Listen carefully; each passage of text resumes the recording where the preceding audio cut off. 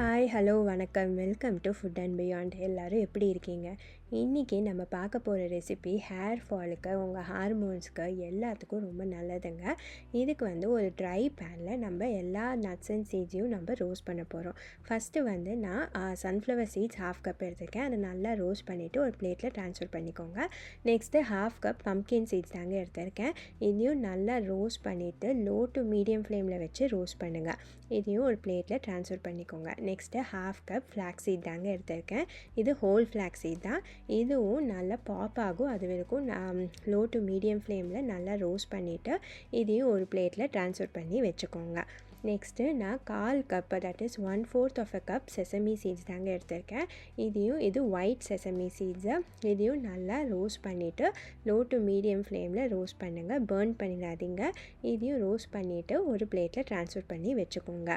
Next நம்ம nuts எடுத்துக்க போகிறோம். இதுக்கு நான் வால்நட் தான் ஃபஸ்ட்டு எடுத்திருக்கேன். இது ஒரு 1/2 கப்பு வால்நட்டு லைட்டாக ரோஸ்ட் பண்ணிக்கோங்க.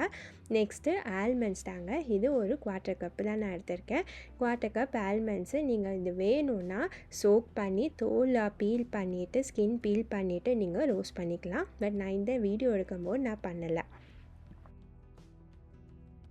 அவ்வளோதாங்க, நம்ம நட்ஸ் அண்ட் சீட்ஸ் எல்லாத்தையுமே தனித்தனியாக ரோஸ்ட் பண்ணிட்டோம். இதை நல்லா கூல் டவுன் பண்ணிக்கோங்க. இதை நீங்கள் ஒரு மிக்ஸி ஜார்லேயும் நீங்கள் கிரைண்ட் பண்ணலாம். இல்லாட்டி ஒரு ஃபுட் ப்ராசஸர் நான் யூஸ் பண்ணியிருக்கேங்க. இதுலேயும் நீங்கள் ட்ரை பண்ணலாம். ஸோ எல்லாத்தையுமே இதில் ஆட் பண்ணிவிட்டு நீங்கள் ஃபஸ்ட்டு நல்லா கிரைண்ட் பண்ணுங்கள். நல்லா கோர்ஸாக ஒரு பவுடர் மாதிரி வரும். அது வந்ததுக்கு அப்புறமா நான் டேட்ஸ் ஆட் பண்ணுறேன். டேட்ஸ் தான் ஒரு பைண்டிங் ஏஜென்ட்டாக இங்கே இருக்க போகுது. உங்கள் ஸ்வீட்னஸ்க்கு ஏற்ற மாதிரி அண்ட் பைண்டிங் எவ்வளோ நல்லா வருதுன்னு ஏற்ற மாதிரி நீங்கள் டேட்ஸ் ஆட் பண்ணுங்கள். நான் இங்கே அரவுண்ட் ஒரு 20 டேட்ஸ் ஆட் பண்ணியிருக்கேங்க. இதை ஆட் பண்ணிவிட்டு ஒன்று ஒன்றா போட்டு ஆட் பண்ணுங்கள். நல்ல ஒரு லம்பாக ஒன்று வரும், ஒரு மிக்சர் மாதிரி வரும். அது வரைக்கும் நல்லா கிரைண்ட் பண்ணுங்கள். நீங்கள் வேணும்னா ஏலக்காய் பவுடரும் நீங்கள் ஆட் பண்ணிக்கலாம். நான் இதில் ஆட் பண்ணியிருக்கேன். ஒரு 1 டீஸ்பூன் ஆட் பண்ணியிருக்கேன். இதை நல்லா கிரைண்ட் ஆனதுக்கப்புறமா இதை ஒரு மிக்ஸி ஜார்லேருந்து ஒரு பிளேட்டுக்கு ட்ரான்ஸ்ஃபர் பண்ணி வச்சுக்கோங்க.